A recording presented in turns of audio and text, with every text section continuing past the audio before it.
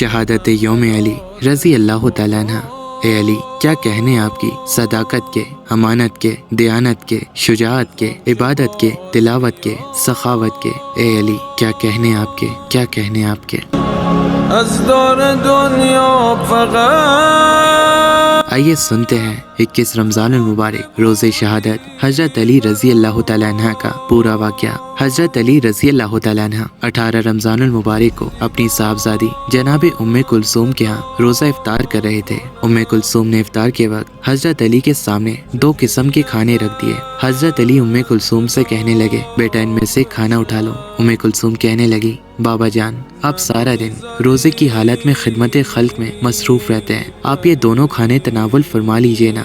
حضرت علی کہنے لگے، بیٹا نہیں، میں نے تمہارے نانا رسول خدا صلی اللہ علیہ وآلہ وسلم کو ایک ساتھ 2 کھانے کھاتے ہوئے کبھی نہیں دیکھا، تو میں کیسے 2 کھانے کھا سکتا ہوں؟ تم ان میں سے ایک چیز اٹھاؤ اور کسی مستحق کو دے دو۔ پھر حضرت علی نے افطار کے وقت روزہ افطار کیا اور افطار کرنے کے بعد اللہ تعالیٰ کی عبادت میں مشغول ہو گئے اور ساری رات عبادت کرتے رہے۔ اب جب 19ویں روزے کا وقت شروع ہونے لگا تو حضرت علی رضی اللہ تعالیٰ عنہ نے روزے کی نیت کی اور پھر روزہ رکھا۔ روزہ رکھنے کے بعد حضرت علی رضی اللہ تعالیٰ عنہ مسجد کوفہ کی طرف نماز فجر کی ادائیگی کے لیے چل پڑے۔ گھر میں جو جانور بطخیں آپ نے پال رکھی تھی وہ بار بار حضرت علی کا راستہ روک رہی تھی اور دامن پکڑ پکڑ کر یہ کہہ رہی تھی کہ مولا نہ جائیے، مولا نہ جائیے۔ 19 رمضان المبارک کو جب آپ مسجد کوفہ میں پہنچے تو جو شخص مسجد میں سوئے ہوئے تھے ان سب کو جگایا اور کہنے لگے، فجر کے وقت اللہ تعالیٰ کے گھر میں سونا اللہ تعالیٰ کو بالکل پسند نہیں، اٹھو سب نماز کی تیاری کرو۔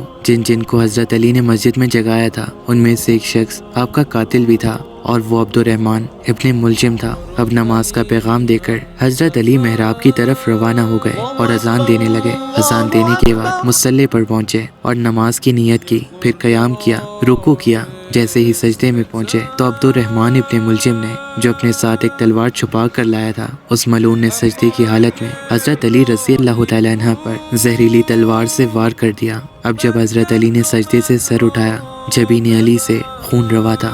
ضرمت کے بعد پہلا جملہ فرمایا، فزتو برب الکعبہ، رب کعبہ کی قسم، علی کامیاب ہو گیا۔ مسجد کوفہ میں شور و غل مچ گیا۔ حضرت علی کے چاہنے والوں نے ابن ملجم کو گرفتار کر لیا۔ ابن ملجم خوف کے مارے کانپ رہا تھا، زبان خشک ہو رہی تھی، پیاس سے اس ملعون کا حلق خشک ہو رہا تھا۔ حضرت علی نے جب اپنے قاتل کو اس حالت میں دیکھا تو حسنین کریمین کو آواز دے کر بلایا اور کہنے لگے، بیٹا اسے دیکھو، اسے پیاس لگ رہی ہے، اسے شربت پلاؤ۔ واقعاً اس ملعون کو شربت پلایا گیا۔ سلام ہو آپ پر جو اپنے قاتل کی بھی پیاس بجھا دی۔ اب اپنے بڑے بیٹے امام حسن کو پاس بلایا اور نصیحت فرمائی، بیٹا میرے قاتل کا خیال رکھنا، اس قاتل نے مجھ پر تلوار کا 1 وار کیا ہے، لہٰذا فقط قصاص میں اس پر بھی 1 وار کرنا، 2 وار مت کرنا۔ بس 19 رمضان المبارک کو زر مت لگی اور 21 رمضان المبارک 40 ہجری کو مولا کائنات حضرت علی رضی اللہ تعالیٰ عنہ نے جام شہادت نوش فرمایا۔ انا للہ و انا الیہ راجعون۔ یا علی یا علی یا علی یا علی یا